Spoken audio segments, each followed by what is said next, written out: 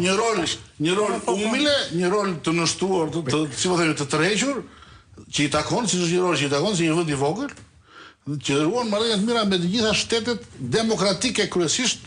E qartë. Por nëse jo demokratike, të cilat nuk kanë fuqi. E qartë. Ta lash kohën se dohet të sqaroj qëndrimin tënd që është kemi në moral dhe në drejtën e Zotit. Është qëndrim edhe parimor. Pastaj interesat janë interesat e Shqipërisë han diskutim. Por qëllimi i kësaj pyetje dhe emisionit është nuk do gjykojmë më se kush është kriminal luftë dhe as nuk zgjidhen problemet e Izraelit as të Turqisë. Pyetja kishte bënte me këtë fakt.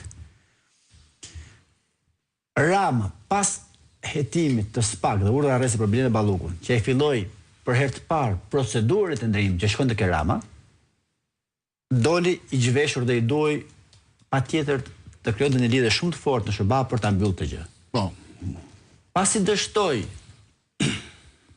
me vizitë biznesi të vajzës, e përdori 3 ditë, përdori që nuk i siguroi gjë, sepse jo më larg se pardje i ka shku marrëveshja Bordit Paqës nga ambasada, ka firmosur, është kthyer mbrapsht dhe dje Bordi i Paqës publikoi të gjitha vendet me tinën tekst që kanë firmosur. Pra nuk ka më ceremoni në shtëpinë e parë.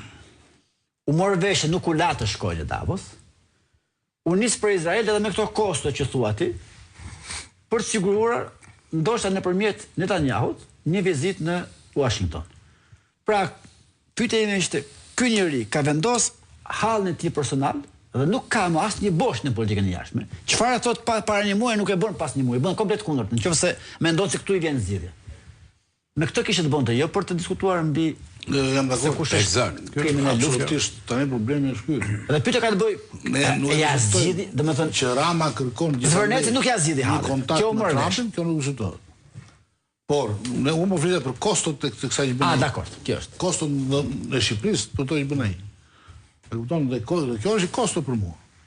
E dyta është që ne kemi thënë që Rama, dosja e Blerë Ballukut është dosje për Ramën, sepse ajo tregon se si qeveris Rama. Se si Rama takon biznesmenët dhe ne akoma dhe ai ka dalë me kenarim, ai thotë takon biznesmenin. I tha Ambrozia se takoj biznesmenin, unë se e kam për nder të takoj biznesmenin. Po si shpjegohet që pasi takon ky biznesmenin, jepet urdhër që biznesmeni të marrë tender 30 milionë euro. Si shpjegohet që pasi takon ky biznesmenin, duhet të jepen ca lek biznesmenit. Si shpjegohet që pasi takon ky drejtues të medias, me urdhër të këtij duhet të japin lek atij pronarit medias. Pra, ky është problemi që ka dosja. Dosja tregon që Edi Rama shpërndan para dhe fonde publike me urdhër për interesat e vetë. Kjo është dosja Balluku. Do flasim për dosjen Balluku eksaktësisht për këtë çfarë po ndodhet në parlament në pjesën e dytë, por para se ta mbyll t'jap dhe shembull tjetër.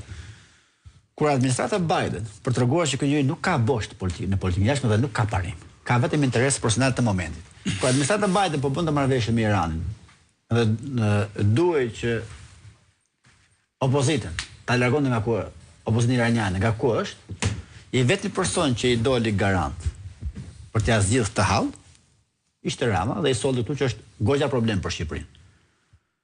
Momentin që ambasada administrata Biden s'kishte më fare interes për të lloj opozite, ky është njeriu që shkoi do u bëj reprezale. Ky që ishte shpëtimtari i tyre.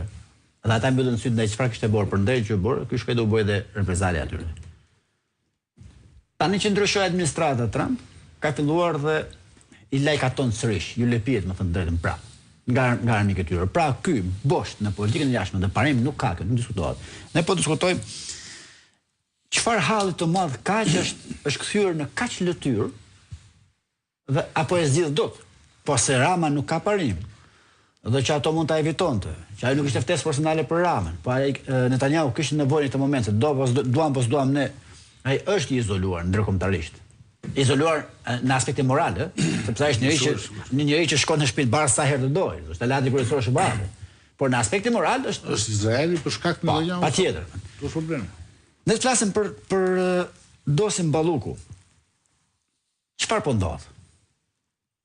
Gjykata kushtetuese vendosi ta shtyjë vendimin, sepse në rast se merrte vendim gjykata kushtetuese, do të ishte i detyruar, edhe nëse vendimi do ishte pro Ballukut, siç do jetë në fakt, parlamenti do jetë i detyruar të marrë një vendim për imunitetin. Që Rama duket se nuk ka plan ta lëshojë. Edhe çfarë po ndodh? Po shtyn afate që të kalojnë 3 muaj dhe pas 3 muajsh bie kërkesa e parë për arrest dhe SPAK është i detyruar ta ripërsërisë kërkesën për arrest dhe ta rimarrë në gjykatë. E gjithë skema është të kalojë afati 3 mujor. Pastaj, pas gjithë kësaj situate, do ketë më gjykatës tjetër gati ta firmos, dhe Rama të fitojë kohë me këto çfarë tham ne, me Netanyahu, me vazhën, të sigurojë një vizitë në shtëpi të Bashit, të mbyllë të problem, e gjitha është luftë me kohën. Pra këtu vetëm parim dhe moral dhe drejtësi nuk ka. Dhe deri në këtë moment, gjykata kushtetuese i është zhbind për t'i dhënë këtij kohë, ishte mbledh pardje për të marrë vendim dhe u tërheq në minutë fundit. Parlamenti ka në urdhër dhe thotë nuk mund të marrim në vendim pa u shprehur gjykata kushtetuese, ndërkohë që çështja është tërësisht ndara. Thelbi është një, të fitojë kohën 3 muaj që të digjet efekti juridik i fletës parë të arrestit. Dhe deri në momentin që SPAK dhe gjykata të detyrohet të firmojë sërish pas 3 muajsh, ky pretendon se ka mbyllë to vrimat dhe problemet që ka me amerikanët. Pretendon. Gjithmonë në qoftë se opozita vazhdojnë vetëm me fishek zjarr. Për diskutuar nëse ky doja dalë, ko ka fituar, kjo është e dukshme. Por nëse doja dalë për të mbyllë problemin apo jo, flasim pjesën e dytë. Publicitet, kthehemi pas pak.